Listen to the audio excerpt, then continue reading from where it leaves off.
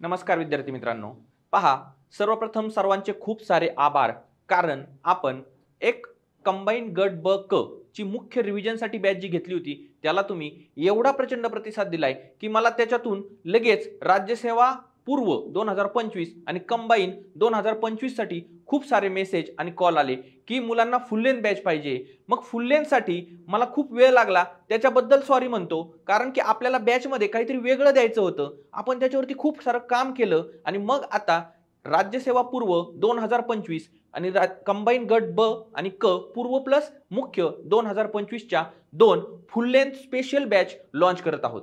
मग आता ह्या बॅच मध्ये सगळ्यात पहिली गोष्ट काय असेल नक्की बॅच, म्हणजे आता तुम्ही खूप जणांनी बॅच केल्या असतील आतापर्यंत आणि काही जण तर आता जस्ट नवीन असतील, त्यांना करायचे असेल। मग नक्की बॅच मध्ये काय मिळणार आहे याच्यासाठी आजचा आपण हा व्हिडिओ बनवत आहोत। सगळ्यांनी शेवटपर्यंत पाहायचंय, कारण आपल्या बॅचचे जे यूएसपी आहेत ते सगळ्यात लास्टला आपण सांगणार आहे, ज्याच्यातून तुम्हाला प्रॉपर बॅचचा रिझल्ट मिळणार आहे। त्यामुळे व्हिडिओ छोटा असेल परंतु शेवटपर्यंत सर्वांनी पाहायचं आहे। मग पहा, आपण दोन बॅच लॉन्च करतोय त्याच्याबद्दल आपण शेवटी सांगू। अगोदर आपण बॅच कशी असेल काय असेल यापूर्वी एक सुरुवातीला एक माझं मी इंट्रोडक्शन सांगतो, कारण पहिली गोष्ट आपण कुणाकडून शिकतोय, पैसे देणं हा दुय्यम गोष्ट आहे, पण आपला सगळ्यात बहुमूल्य असा वेळ आपण कुणाला देतोय तर तो माणूस काय याचा एक बेसिक आयडिया पाहिजे। म्हणून ऍटलीस्ट माझं एमपीएससीचं जर तुम्हाला प्रिपरेशन संदर्भात किंवा सांगायचं जर ठरलं तर एक सांगतो की कंबाईन राज्यसेवा याच्या सगळ्या मुख्य परीक्षा मी ऑलरेडी दिलेल्या आहेत। त्यानंतर तुमच्यासाठी महत्त्वाची, मागच्या 3 वर्षापासून मी वेगवेगळ्या अकॅडमीज मध्ये सायन्स हा विषय शिकवत आहे। इथं पहा, जवळपास 30+ बॅचेस कंप्लीट केलेल्या आहेत, ऑनलाईन प्लस ऑफलाईन। याच्या लिंक वगैरे सगळे आहेत, त्यामुळे तुम्हाला ऍटलीस्ट मी डायरेक्टली आता येऊन शिकवतोय असं काही नाही। किंवा मग माझे सगळे रिझल्ट कंबाईन राज्यसेवेचे सगळ्या मेन्स दिलेले आहेत, गटकची माझी हे पण झालेली स्किल टेस्ट साठी, परंतु मला काही कारणास्तव करायची नसल्यामुळे मी काही त्याला गेलो नाही आणि आता फुल टाइम तुमच्यासाठी विज्ञान हा विषय शिकवणार आहे। त्यामुळे त्याच्यात मला जेवढं 100% तुम्हाला देता येईल आणि जेवढं काम करता येईल तेवढं मी करत आहे। चला, ऍटलीस्ट हे सांगण्याचं कारण एकच आहे की मी ऑक्सफर्डला जरी शिकलो असलो तरी तुम्ही काय करणार आहे की तुम्हाला एमपीएससीचा अभ्यास करायचा आहे, तुम्हाला कंबाईन द्यायची। मग याला त्या परीक्षा संदर्भात काही माहिती आहे का किंवा याचं एनालिसिस आहे का? आता मी सायन्स निवडण्याचं पण तेच रिझन आहे की मला सायन्सला मार्क चांगले येत आहेत म्हणून मी सायन्स विषय शिकवण्याचा निर्णय घेतलेला आहे। नाहीतर इतिहास भूगोल सोपा आहे, पॉलिटी सोपा आहे, पण मी हाच विषय निवडण्याचं कारण की मला प्रत्येक परीक्षेला जर ज्या विषयाचं एनालिसिस माझं चांगलं स्ट्रॉंग आहे त्याच विषयामध्ये मी काम करणार आहे। चला, मग आजच्या आपली जी बॅच आहे राज्यसेवा आणि कंबाईनची, ती कशा प्रकारे रन होईल हे सगळं तुम्हाला पुढच्या 10 ते 20 मिनिटांमध्ये सांगतो। सगळ्यात पहिली गोष्ट की विज्ञानाची भीती आहे मुलांना, म्हणजे आहे रिअल, आपण गोष्ट मान्य केली पाहिजे की विज्ञानाचं खूप जणांचा खूप जास्त मोठा प्रॉब्लेम आहे। तो का आहे याच्यावरती कधी आपण काम केलंय का? नाही। मग का भीती आहे याचे मुख्यतः 3 कारण आपल्याला सापडू शकतात। एक म्हणजे काय की या विषयाला वेटेज खूप आहे। मग वेटेज खूप आहे याचा अर्थ तुम्ही याला स्किप करू शकत नाही, तुम्ही याला स्किप करू शकत नाही, कारण कंबाईनच्या पूर्व आणि मुख्यला 15 मार्काला, कंबाईनला, राज्यसेवेला 20 प्रश्न म्हणजे 40 मार्क। आणि हेच ज्यावेळेस तुम्ही मुख्यला जाता त्यावेळेस तिथं 20 प्रश्न येतं सायन्स आणि टेकचे कंबाईनच्या मुख्यला, गट ब असेल किंवा क असेल। म्हणजे तुम्हाला वेटेज एवढा आहे की सायन्स हा विषय कशाच पद्धतीने स्किप करता येणार नाही किंवा होईल तसं होईल असंही म्हणता येणार नाही, त्याच्यात काम करावंच लागेल, हे युनिव्हर्सल आहे। वाचलं तर समजत नाही हा दुसरा प्रॉब्लेम आहे। आपण काय पाहतोय की विज्ञानाची भीती का तयार होते? वाचलं तर समजत नाही, याच्या मागे खूप सारे कारण असतील। काय कारण असतील? तुमचं बॅकग्राऊंड, तुम्ही आर्ट बॅकग्राऊंड मधून जर आले असताल तर तुम्हाला नक्कीच वाचलेलं समजणार नाही, किंवा थोडीशी हार्ड भाषा आहे, किंवा इंग्लिश, तुम्हाला काहींचा इंग्लिशचा प्रॉब्लेम आहे, किंवा मराठीमध्ये टर्म कळत नाहीत, म्हणजे खूप सारे प्रॉब्लेम असतील। तर ते काय वाचलं तर समजत नाही याच्या अंडर आपण घेऊया। आणि लास्टला ही भीती वाढण्याचं कारण काय आहे? म्हणजे एकदा मी एक अटेम्प्ट दिला, समजा तुम्ही एक पहिला अटेम्प्ट दिला, दुसरा दिला, ही भीती का वाढत जाते? सायन्सला मुलांना अक्षरशः 15 पैकी किंवा 20 पैकी 3 ते 4 मार्क आलेले येतं आणि 2, 3, 4 पासूनचा प्रवास जर तुम्हाला 13, 14 पर्यंत जर करायचा असेल तर कसं होणार आहे? ह्या भीतीने तुमची भीती वाढते, म्हणून सायन्सला काहीतरी आता वेगळं करावं लागेल, हे नक्की ठरवावं लागेल। त्यानंतर दुसरं पहा काय की इम्पॉर्टन्स काय आहे. आता आपली बॅच आहे, बॅच सुरू करण्यापूर्वी मला एक सांगा की तुम्ही पण तुमच्या मागचा रिझल्ट जर आला नसेल विज्ञानाचा तर त्याच्यावरती काही काम केलंय का, की कशा प्रकारे आपलं चुकलंय, काय चुकलंय. तर त्याच्यासाठी सगळ्यात महत्त्वाचा इम्पॉर्टंट पॉईंट आहे की राज्यसेवा कंबाईन पूर्व आणि मुख्यचे मागचे किमान 10 वर्षाचे पेपरचं अनालिसिस आपण केलं पाहिजे. की काय केलं पाहिजे अनालिसिस, की नक्की प्रश्न कसा येतोय. आता प्रश्न कसा येतोय म्हणजे एक प्रश्न कसा असेल की फॅक्ट बेस आहे, म्हणजे त्याच्यामध्ये डायरेक्टली तुम्हाला फॅक्ट विचारतात. एक प्रश्न असा असेल की त्याच्यामध्ये कन्सेप्ट विचारतात. मग खूप मुलं काय करतात, कन्सेप्ट कडे लक्ष देणारे म्हणतात की माझ्याकडून फॅक्ट पार्ट होत नाहीत, मी करणार नाही. किंवा फॅक्ट करणारे कंबाईन वाले मुलं काय म्हणतात, मी फक्त फॅक्ट करील, पण मग त्यांचे कन्सेप्टचे प्रश्न चुकतायत. मग आपल्याला काम काय करायचंय, कन्सेप्टही करायचा आहे आणि फॅक्टही करायची. जर फॅक्ट करायची आहे, पार्ट होत नाही असा जो प्रॉब्लेम आहे, त्याच्यासाठी उपाय आहे ना, आपण ट्रिक्स करू शकतो, त्याच्यातून आपण पाठ ठेवू शकतो. मग ह्या अनालिसिस मधून आपल्याला काय मिळतं की 10 वर्षाचे पेपर ज्यावेळेस आपण बघतो तर प्रश्नाचा एक पॅटर्न फॉलो कसा झालेला आहे ते आपल्या लक्षात येतं. आयोगाचे प्रश्न कशा प्रकारे फिरवले जात आहेत. आता एक जर बघितला तर कन्सेप्ट बेस आहे. आता हा प्रश्नाचा अनालिसिस मध्ये आपण हे सगळं पाहिलंय. इथं फक्त एक फॉर्मॅट कसा असू शकतो, कन्सेप्ट बेस. म्हणजे आता हे जे आहे की मादीच्या डोळ्याचा रंग पिवळा लाल हिरवा कसा असेल तो, तर तो कन्सेप्ट माहित पाहिजे पूर्ण. फर्स्ट जनरेशनला काय झालं, सेकंडला काय झालं, कशा प्रकारे गेलं. किंवा आपण पचन संस्था शिकली, मग आपलं अन्न खाली येताना कसं कसं रन करतंय, त्याच्यात काय प्रॉब्लेम होतो, हे सगळा कन्सेप्टचा प्रश्न याच्यामध्ये असू शकतात. त्यानंतर एक आहे फॅक्च्युअल डेटा. डायरेक्टली तुम्हाला एखाद्या पिकाचा आजार कुठला म्हणजे रोग कुठला, त्याच्यावरती उपाय कुठला. किंवा दुसरा गोष्ट की चुंबकीयमध्ये डायरेक्ट तुम्हाला फॅक्ट विचारली की याची रेंज किती आहे, असा फॅक्च्युअल डेटा असतो. मग ह्या फॅक्च्युअल डेटा मध्ये सुद्धा तुम्हाला पाठ करण्यासाठी वेगवेगळ्या ट्रिक्स आपण तयार करणार आहोत. याच्यामध्ये पहा आता टिक्का डिसीज कसा, मग याच्यामध्ये मी तर तुम्हाला सांगितलं हाच प्रश्न फिरून कसा विचारला होता की टिक्का डिसीज भुईमुगावरती जर पडत असेल तर भुईमुगाला टिक्का डिसीज होण्यामागचं कारक कुठलंय. मग ते सर्कोस्पोरा पर्सेनेटा हे, आणि नशिबाने आत्ता म्हणजे थोडंसं कोइन्सिडेंटली म्हणता येईल की मी हे ओरडून सांगितलं होतं की मॅडम भुईमुगाच्या शेंगा पर्समध्ये टाकून खातात, आणि तोच प्रश्न आला आणि रिव्हिजनच्या मुलांना आपल्या 12 पैकी 11 प्रश्न ॲज इट इज फक्त 6 व्हिडिओ मधून मिळाले. याचं कारण सांगण्याचं असं की मी खूप समुद्रात सुई शोधायला नाही लावणार आहे तुम्हाला. म्हणजे खूप सारे व्हिडिओ घेणार 100 200 500 आणि त्याच्यामधून मी नंतर टाकणार की पहा आपल्या व्हिडिओमधून लेक्चरमधून प्रश्न आले, असं नाही करणार आहे. ज्या मुलांना आपण फक्त 25 तारखेला लॉन्च केलेली बॅच 300 मुलांनी आपल्या ऍडमिशन घेतलं होतं, 29 ला बॅच पेपर होता गट ब चा मुख्यचा. सगळ्यांचे मेसेज आले सर एवढं जबरदस्त आलं, आपल्या टेलिग्राम चॅनलला आपण प्रत्येक व्हिडिओ टाकला की ॲज इट इज मी सांगितलेलं आणि आलेला प्रश्न कसा मॅच झाला. 12 पैकी 11 प्रश्न ॲज इट इज आपल्या बॅच मधून. आणि मग बॅच किती लेक्चरची होती, फक्त 6 लेक्चरची होती. 6 लेक्चर मधून तुम्हाला जर एवढा चांगला रिस्पॉन्स मिळत असेल तर नक्कीच मला पण काहीतरी पुढे करण्यासाठी अजून प्रोत्साहन वाटलं की आपल्याला अनालिसिस जे आहे ते परफेक्ट आहे. आणि त्याच्याचमुळे तुम्हाला मी परत सांगतो, समुद्रात सुई शोधायला लावणार नाही. एखादी वन डे रिव्हिजन घेतोय त्याच्यामध्ये तुम्हाला मी 30-40 व्हिडिओ देतोय आणि परत नंतर सांगतोय की बाबा याच्यामधून पहा कसं आलं. तसं नाही, फक्त 6 व्हिडिओची बॅच होती आपली आणि त्याच्यामधून सगळे प्रश्न आले होते. चला दुसरी गोष्ट, हा तर सांगितलं फॅक्च्युअल डेटावरती प्रश्न येतात. त्यानंतर राज्यसेवा असेल तर प्रॉब्लेम विचारला जातो. मग प्रॉब्लेमसाठी तुम्ही कधी 4 पानांच्या नोट्स तयार केल्यात का, नाही, फक्त फॉर्म्युला वगैरे लिहितात. पण पॅटर्न फॉलो सेम करतंय आयोग.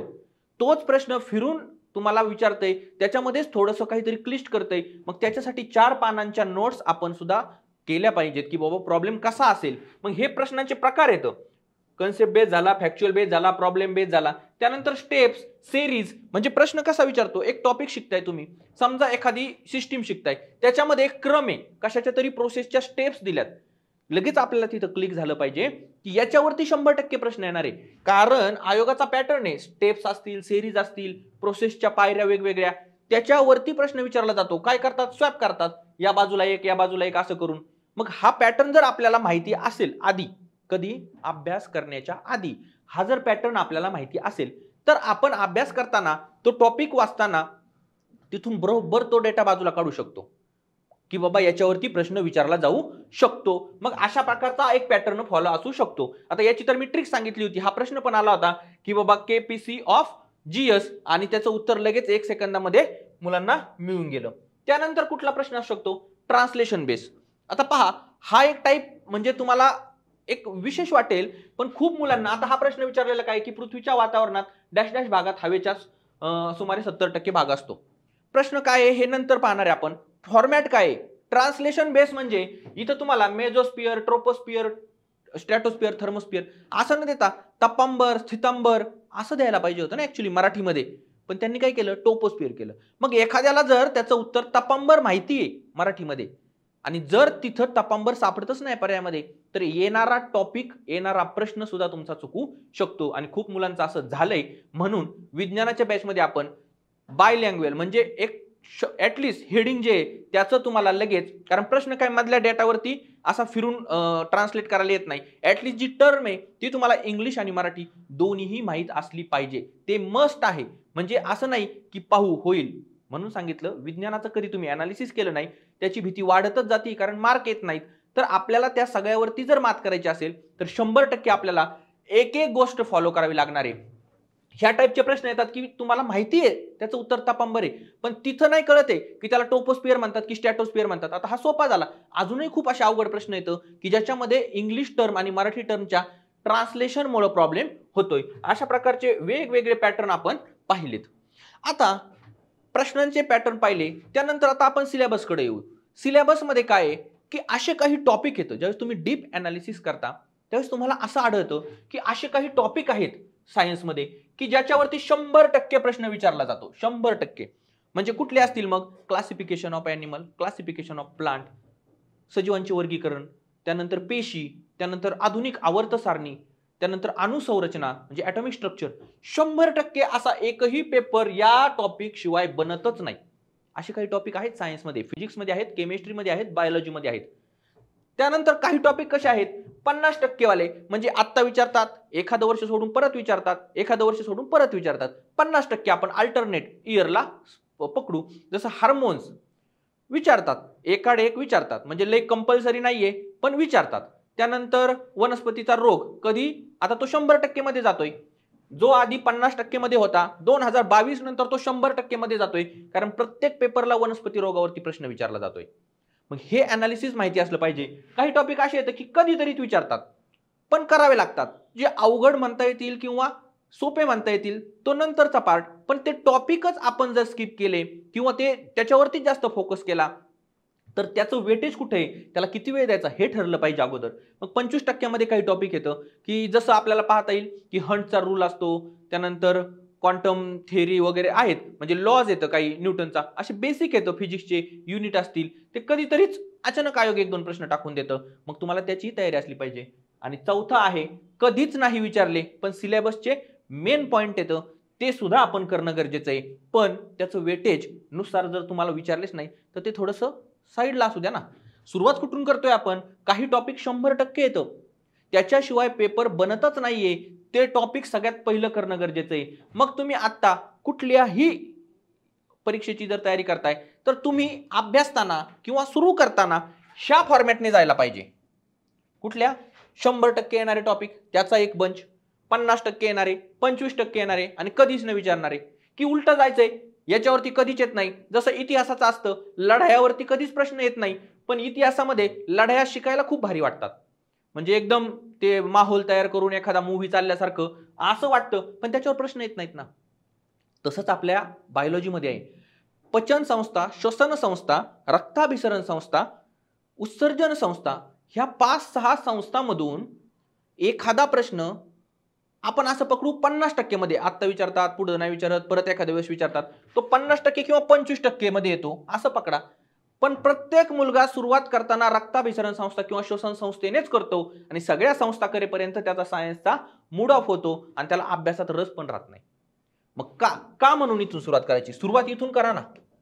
कुठून सुरुवात करायची हे आपलं ठरलं पाहिजे. मग आता ह्या डीप अनालिसिस मधून जर आपण एवढं काम केलंय तर आपली बॅच तशी असली पाहिजे. म्हणून आपण बॅच लॉन्च करतोय की अशा प्रकारची आपली बॅच असेल. आपल्या बॅचची जी इंडेक्स असेल ती या बेसिसवरती असेल, कुठल्या 100%, 50%, 25% आणि कधीच न विचारणारे. मग कशी असेल आपली इंडेक्स, सगळ्यात सुरुवातीला आपल्याला क्लासिफिकेशन घ्यायचंय, ज्यात 3 ते 4 लेक्चर असतील. सजीवाचे वर्गीकरण, प्राण्याचे वर्गीकरण, वनस्पतीचे वर्गीकरण. 100% आपली इंडेक्स ही अशाच प्रकारे, माझीच नाही तुमची सुद्धा अभ्यासाची इंडेक्स कुठल्याही विषयाची अशीच असली पाहिजे की कायम येणारे प्रश्न ज्याच्याशिवाय पेपरच बनत नाही. सेल खूप छोटा चॅप्टर आहे पण सेल म्हणजे पेशी त्याच्यावरती प्रश्न आहे म्हणजे आहे प्रत्येक परीक्षेला, ते तशा प्रकारे झालं पाहिजे. त्यानंतर ह्युमन सिस्टीम मध्ये तुम्ही सगळ्या सिस्टीम घेऊन घ्या, ते महत्वाचं नाही असं मी म्हटलं नाही, पण इतकं नाही की ज्याला एक एक चॅप्टर म्हणजे तुम्हाला 2 लेक्चर जरी पकडले तरी 6 संस्थांसाठी 12 लेक्चर तुम्हाला सुरुवातीलाच जात आहे. त्याच्यामध्येच तुम्ही कदाचित खूप मुलांचं असं असतं की सुरुवात केली, चांगलं वाटलं आणि एक वेळ अशी आली की बोर झालं, बंद केलं. परत कधीतरी महिन्याने सुरुवात केली, चांगलं वाटलं, तुम्ही या संस्थांमध्येच अडकताय. तुम्ही इकडे कधी गेलेच नाही, सेलकडे कधी गेलेच नाही, टिश्यूकडे कधी गेलेच नाही. त्यानंतर केमिस्ट्रीचे लॉ येतं खूप सारे, एक एक आयोग इंट्रोड्यूस करतं. कधी बॉइल्स लॉ विचारतं, कधी न्यूटन्स लॉ विचारतं, कधी केपलर्स लॉ विचारतं. तर त्याच्याकडे कधी अभ्यास असा सेपरेट केलाय का तुम्ही की या लॉ मधून प्रश्न येईल? जर तुम्ही मोठं चॅप्टर करताय, एवढं मोठं चॅप्टर करताय आणि यात कुठंतरी एक इम्पॉर्टंट पॉइंट आहे, तो तुमच्या नजरेस येणार नाहीये, पण मग आपण बॅचेस तशी डिझाईन करतोय की प्रॉपर कशी असेल, तर याची इंडेक्स असेल की बाबा bunch A bunch, B bunch, C bunch, आणि तो कशाच्या बेसिसवरती? All about only because of PYQ. काय सांगतात ते ओरडून ओरडून सांगतात ना, तेच आपण ऐकणार आहे. मी माझ्या मनाने कुठलं काही करणार नाहीये. चला, त्यानंतर एक सपोज बॅच मध्ये आता आपली राज्यसेवा किंवा कंबाईनची जी बॅच आहे, फुल लेंथ बॅच, त्याची सुरुवात करतोय. मग कशी असेल? एक चॅप्टर पकडा तुम्ही कुठला तरी, समजा एक पेशी चॅप्टर, जो खूप महत्वाचा आहे. अगोदर तुम्हाला पूर्ण कन्सेप्ट सांगितला जाईल, किती पेशी संरचना कशी आहे, त्यात कुठले ऑर्गनेल्स आहेत, कुठले अंगक आहेत, कशा प्रकारे ते वर्क करतात, कशा प्रकारे ते पेशीला चिकटून असतात, किंवा सगळ्या गोष्टी ह्या कन्सेप्टने सांगितल्या पाहिजे, कारण कन्सेप्ट बेसवरती प्रश्न येऊ शकतो. दुसरं आहे मग त्यातल्या सगळ्या फॅक्ट सांगणार. फॅक्ट काय सांगणार? की कशाला किती आवरण असतात, काय असतं, कसं असतं, किंवा त्याच्यामध्ये किती पर्सेंटेज आहे, पेशीद्रव काय आहे, त्यानंतर त्यात सायटोक्रोम किती, सगळं पूर्ण फॅक्ट याच्यामध्ये सांगितले जातील. मग आता तुम्ही म्हणताल फॅक्ट सांगताल पण पाठ नाही राहत, आम्ही तर ते पुस्तकात पण वाचू शकतो. त्याच्यासाठी तुम्हाला स्पेशल अशा ट्रिक्स सांगितल्या जातील. जसं एक उदाहरण सांगतो, पेशीवरती, पेशीला अंग म्हणजे आवरण जे येतं, तर आवरण नसणारे अंगक कोणती, एकेरी आवरण असणारी अंगक कोणती, आणि दुहेरी आवरण असणारी अंगक कोणती, याच्यावरती 100% प्रश्न विचारला जातोय. पहा मागचे 2-3 वर्षाचे पेपर तुम्ही, प्रश्न विचारला जातोय, पण ते कन्फ्युजन होतंय, कारण खूप सारे अंगक येतं, ऑर्गनेल्स कशा प्रकारे काम करणार येतं नाही लक्षात राहते. मान्य करतो. मग ट्रिक्स काय करू शकतो आपण तिथं? अंगक जी आहेत त्याला आवरण नसणारी अंगक कोणती, त्यानंतर एकेरी अंगक एकेरी आवरण असणारी आणि दुहेरी आवरण असणारी, अशा 3 टाइप्स मध्ये आपल्याला वेगवेगळी अंगक पाहायची येतं. मग तुम्हाला ट्रिक्स काय सांगता येईल की आपण कॉलेजला पहा, कॉलेजचा रिप्रेझेंटेटिव्ह असतो, CR म्हणतात त्याला, CR. अशी ट्रिक्स करू की त्याला आवरणच नाहीये कुणाचं, तो बेताज बादशाह आहे कॉलेजमध्ये, तो कुणाचं ऐकत नाही, काय नाही काय नाही, असं आपण ट्रिक्स साठी करतोय की तो काहीच कुणाचं ऐकत नाही, तो बिंदास राहतो, तो CR आहे, त्याला आवरण नाही म्हणजे कुणाचंच कव्हर नाही असं पकडू. त्यानंतर दुहेरी आवरण, आपले जे खासदार आहेत त्यांना मेंबर ऑफ पार्लमेंट म्हणतो आपण, त्याला दुहेरी आवरण आहे. कशाचं? तो राज्यात पण हवा करतो, केंद्रात पण हवा करतो, दुहेरी आहे ना. तसं आमदाराला केंद्रात आहे का? नाही. मग MLA ला नाही, पण MP ला आहे, मेंबर ऑफ पार्लमेंटला आहे, मग तो झाला MP, दुहेरी आवरणवाले. आवरण नसणारी CR. उरलेली सगळी एकेरी, उरलेली सगळी अंगक एकेरी मध्ये टाका. मग तुम्ही म्हणताल हे काय लिहिलं? हे काय आहे? C म्हणजे सेंट्रोसोम, C म्हणजे सेंट्रोसोम, R म्हणजे रायबोसोम्स, त्यानंतर M म्हणजे मायटोकॉन्ड्रिया आणि P म्हणजे प्लास्टिड्स. बस, एका ट्रिक्स मध्ये तुम्हाला हा प्रश्न कसाही कधीही विचारला तर सुटू शकतो, कारण मायटोकॉन्ड्रिया आणि प्लास्टिड्स लगेच तुम्हाला MP खासदारच वाटणार, दुहेरी आवरणच वाटणार, आणि आवरण नसणारा कॉलेजचा CRच वाटणार, सेंट्रोसोम आणि रायबोसोम. उरलेलं कुठलंही अंगक विचारलं तर ते एकेरी आवरणामध्ये जाणार आहे. मग हा प्रश्न फॅक्टने सुटतो ना. आता तुम्ही म्हणताल की मग कन्सेप्ट सांगितला, फॅक्ट सांगितला, पण ते मी किती रिझल्ट इनपुट आउटपुट कसं आहे त्याचं मॅच करण्यासाठी आपण लगेच PYQ पण घेणार आहे की त्या टॉपिक वरती कशा प्रकारे PYQ विचारले, त्याच्यातून आपल्याला अजून काही अनालिसिस मिळतंय का, नव्यानं कसा प्रश्न तयार होऊ शकतो का, हे सगळं सुद्धा आपण करणार आहोत. हे झालं आपल्या एका लेक्चरची पार्श्वभूमी. लेक्चर कसं असेल तर तो टॉपिकचा कन्सेप्ट, त्याची फॅक्ट, त्या फॅक्ट सगळ्या एकत्रित, त्यासाठी काही असतील तर ट्रिक्स, आणि त्यासोबत आलेले परीक्षेला PYQ, असं आपलं एक लेक्चर डिझाईन झालेलं असेल. त्यानंतर मग आपल्या बॅच मध्ये काय काय असेल तर बॅच मध्ये व्हिडिओ लेक्चर असतील, PDF शॉर्ट नोट्स असतील, ट्रिक्स असतील, सगळ्या टॉपिक वाईज टेस्ट सुद्धा तुम्हाला मी याच्यामध्ये देणार आहे, आणि PDF नोट, सगळ्यात महत्त्वाची गोष्ट, खूप मुलांनी फोन केलेत की सर आमचा इंग्लिशचा अभ्यास झालेला आहे सगळं, म्हणजे आम्ही इंग्लिशमध्ये मीडियममधून किंवा इंग्लिशमध्ये करतोय तर आम्हाला मराठी टर्म अजिबात कळत नाही. त्यांना काहीच प्रॉब्लेम नाही, त्यांना इंग्लिश मटेरियल पाहिजे फक्त. मराठीवाल्यांचा प्रॉब्लेम काय आहे की मराठीत समजतं पण परीक्षेला इंग्लिश महत्वाचं आहे, त्यामुळे इंग्लिश करावं लागते. तर जर तुम्ही इंग्लिश असताल तर मी सांगितले तर तुम्हाला नक्कीच समजतंय, पण त्यांच्यासाठी आपण दोन्हीही भाषेत नोट्स देणार आहेत. दोन्हीही भाषेत म्हणजे मराठी आणि इंग्लिश दोन्ही भाषेत आपल्या सायन्सच्या PDF नोट्स असतील, त्यामुळे त्याचाही प्रश्न आता मिटलेला आहे. मग एवढं तुम्हाला बॅचमध्ये असेल. त्यानंतर अशा प्रकारच्या नोट्स असतील ज्या मी तुम्हाला आता टेक्नॉलॉजी पार्टसाठी आपल्या जे गट ब क ची मुख्यची बॅच रिव्हिजन बॅच त्याच्यामध्ये अपलोड सुद्धा केलेल्या आहेत. अशा सगळ्या प्रिंटेड नोट्स तुम्हाला पाहायला मिळतील. मग तुम्ही म्हणताल की बॅच झाली, तुम्ही म्हटले होते की शेवटी मी काहीतरी USP सांगणार आहे. USP म्हणजे काय असतं माहिती का? Unique selling point. जे कधी तुम्ही केलं नसेल किंवा कुठं पाहिलं नसेल असं काहीतरी करायचंय आपल्याला सायन्ससाठी. आता हे दुसऱ्या विषयासाठी असू शकतं, पण मला नाही वाटत की सायन्सला कुणी एवढा विचार करून त्याच्यावरती काम केलंय. आणि आपण जर काम करतोय तर 100% आपल्याला कंबाईन असेल तर 12 प्लस पकडा आणि राज्यसेवा असेल तर ऍटलीस्ट 17+ मार्क आणायचेच असतील. तर आपण एक नवीन गोष्ट सुरू करतोय की बॅचचे USP काय आपला, एक तुम्हाला टॉपिक वाईज शीट्स देणार आहे मी. काय देणार आहे? शीट्स देणार आहे. त्या कशा असतील? ब्लँक असतील आणि त्याच्यामध्ये तुम्हाला डेटा फिल करायचा आहे. कसा करायचा आहे ते पण सांगतो. शीट्सचं नाव काय आहे? SPS शीट्स, म्हणजे आपल्या ऍपचं नाव आहे सायन्स बाय प्रमोद सर. आणि ते SPS शीट्स कशा असतील पहा.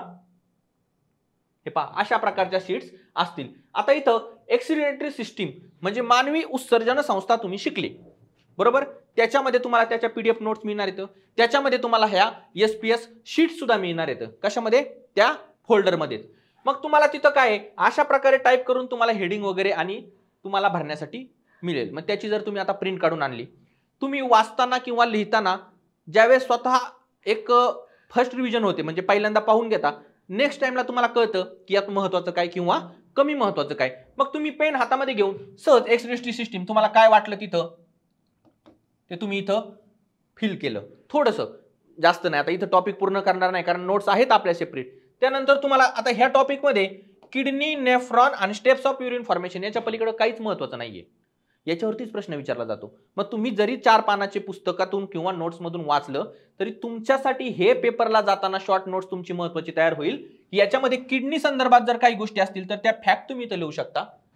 नेफ्रॉन संबंधी तुम्हाला ते एक युनिट आहे, मेन युनिट आहे वगैरे काय लिहायचं असेल ते लिहू शकता. आणि आयोगाने आतापर्यंत कितीतरी वेळा विचारलेला प्रश्न आहे की स्टेप्स फॉर्मेशन युरिनचं म्हणजे मूत्र निर्मिती कशी होते, खूप वेळेस प्रश्न विचारलाय. मग त्याच्या ज्या ट्रिक्सनी आपण पाठ करू शकतो की गप्सू म्हणू शकतो म्हणजे गाळणे, त्यानंतर सिक्रेशन, परत रिऑब्सॉर्प्शन आणि एक्सक्रिशन, ह्या ज्या स्टेप्स आहेत याची ट्रिक्स तुम्ही इथं लिहू शकता. जे आपण म्हणजे मी बॅचमध्ये तुम्हाला सांगणार आहे ती तुम्ही इथं नोट डाऊन करू शकता. मला सांगा, अशी जर तुमची SPS शीट्स तयार झाली तर तुम्ही कधीही कुठल्याही पेपरला जाताना जर तेवढ्या शीट्स म्हणजे ऍटलीस्ट आपले जे 30-40 चॅप्टर असतील त्याच्या एवढ्या 30-40 शीट्स जर पाहून गेले तर तुम्हाला याला किती वेळ लागेल पाहायला? 1 पण तास लागणार नाही. आणि 1 तास परीक्षेच्या आधी जर तुम्ही हे पाहून गेलात तर तुमचा कॉन्फिडन्स कसा असेल? कारण 2 गोष्टी असतात. एक, परीक्षेला मार्क येण्यासाठी कॉन्फिडन्स लागतो आणि कॉन्फिडन्स तयार होण्यासाठी तुमची अशी जाताना रिव्हिजन झालेली पाहिजे. त्याच्यासाठी कुठल्याही नोट्स वाचणं गरजेचं नाही किंवा पुस्तक तुम्हाला परीक्षेला जाताना वाचून होणार नाही. आपल्या शीट्स कामी येतील. आणि ह्या शीट्स कोण भरणार आहे? तुम्ही स्वतः तुमच्या हँड रिटन मध्ये भरणार आहे. त्यामुळे तुम्हाला त्याच्यातून अननोन काहीच वाटणार नाही किंवा तुम्हाला फॉर्मॅट चेंज होणार नाही. आणि ह्या सगळ्यासाठी आपण काय करतोय, प्रत्येक PYQ आयोगाचा क्रॉप करून टाकतोय. हे मी टाईप पण करू शकतो. मी तुम्हाला जे दिले ते का नाही देते हे पण लक्षात घ्या. हे असे प्रश्न मी का देतोय? कारण आयोगाचा फॉन्ट, आयोगाची भाषा सगळं मॅच झालं पाहिजे. हे जर मी तुम्हाला सोपं करून मस्त टाईप करून दिलं तर तुम्हाला तो फॉन्ट परीक्षेला मॅच होणार नाही आणि तुम्हाला ती जी भीती आहे परीक्षेच्या वेळेसची ती तशीच राहील. त्यामुळे मी तुम्हाला सगळे प्रश्न असे देतोय त्याच्याच प्रमाणे ह्या नोट्स ज्या आहेत SPS त्या सगळ्या तुम्ही तयार केलेल्या असतील. त्यामुळे तुम्हाला तिथं भीती राहणार नाही. कारण जाताना तुम्ही 1 तासामध्ये जर तुम्ही रिव्हिजन केली तर तुम्हाला सायन्सला मी एवढं केलंय की जे कुणीच केलं नाही हा कॉन्फिडन्स राहील आणि याच्यातूनच 100% त्याचं कन्व्हर्जन मार्कात होईल आणि 100% तुम्हाला रिझल्ट मिळेल.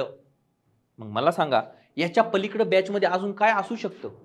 जरी काही असेल तरी मी त्याच्यावरतीच काम करणार आहे, कारण मी 100% इतिहास, भूगोल, पॉलिटी सगळे विषय नाही शिकवणार, फक्त सायन्स वरतीच काम करणार आहे.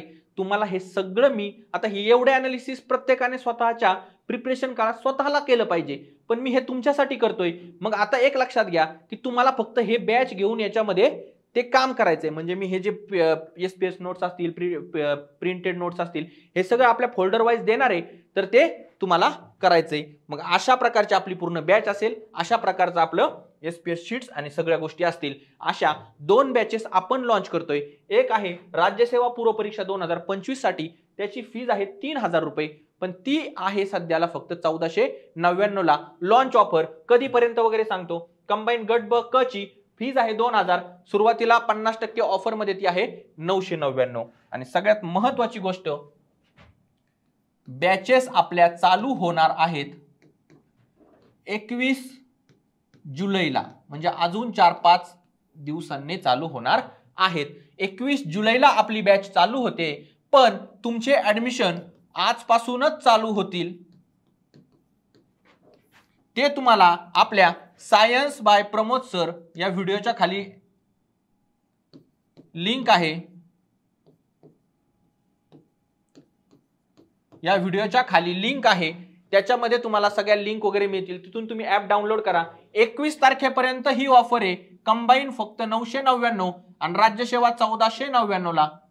21 तारखेनंतर कधीही जरी ऑफर आली तर 10%, 20% ऑफ मिळू शकतं, पण सुरुवातीला 21 तारखेपर्यंत. आता माझ्याकडे माझ्या वेगवेगळ्या क्लासेसला किंवा इतर घेतलेले सगळे व्हिडिओ लेक्चर आहेत, पण मी ते अपलोड याच्यामध्ये करणार नाही, कारण आपण ही बॅच स्पेशली अशा प्रकारे लॉन्च करतोय, स्पेशली. त्यामुळे ते तुम्ही लगेच असं भरलेलं ऍप असलं किंवा खूप सारे व्हिडिओ येतं म्हणून बॅच घेणं, यापेक्षा 21 तारखेपर्यंत ऍडमिशन करा. 50% ऑफ मध्ये तुम्हाला 999 ला कंबाईनची आणि राज्यसेवेची 1499 ला बॅच मिळून जाईल.